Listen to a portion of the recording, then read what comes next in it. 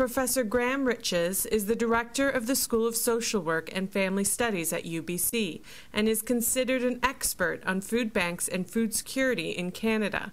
Riches believes that it is the government's responsibility to alleviate hunger in Canada, not food banks. If you ask Canadians, right, whose responsibility hunger is, over 60% of them continue to say and have said for many, many years that it's a government responsibility.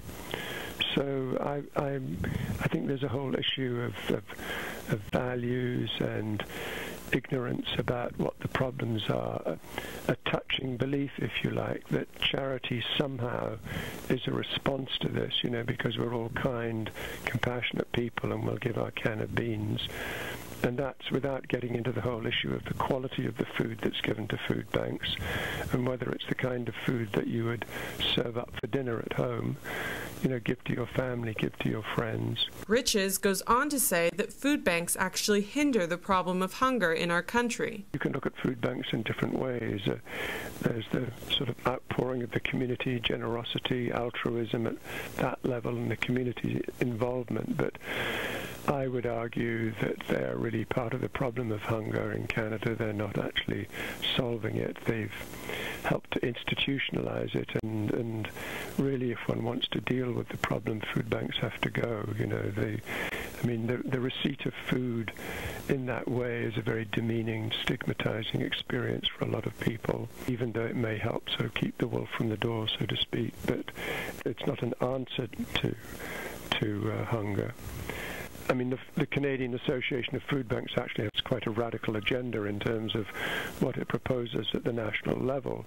But the fact of the matter is that food banks, by and large, you know, keep the whole hunger question going because they let us believe that the problem's being solved. Since food banks have been on the rise, government funding on social programs has decreased. I asked Riches why he thought this problem has come about in a country as wealthy as Canada. I mean, I think it's because we have governments and elites who don't want to acknowledge this kind of problem. I mean, it's a little bit similar to the issue going on in Vancouver at the moment. We're spending billions of dollars on the 2-week event in 2010, you know, the Winter Olympics, and yet we've got, you know, the worst social decay, you know, in a Dickensian sense going on in this city, and as well in other parts of the province, that people are finding it, you know, governments finding it very difficult to know what to do with. They don't really want to go there.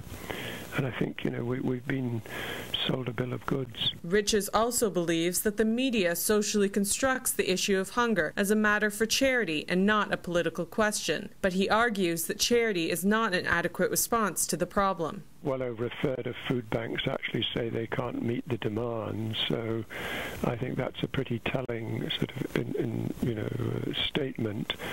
I think we have to understand that these issues are really political questions and they're actually issues of human rights. I think we need a much better educational understanding or educated sort of informed understanding of the fact that Canada has ratified international conventions, the UN Convention on Economic, Social and Cultural Rights, by which Canada is required to, has international obligations to ensure that we don't have hungry people, and yet it's derelict in relationship to this. It's in violation of these human rights.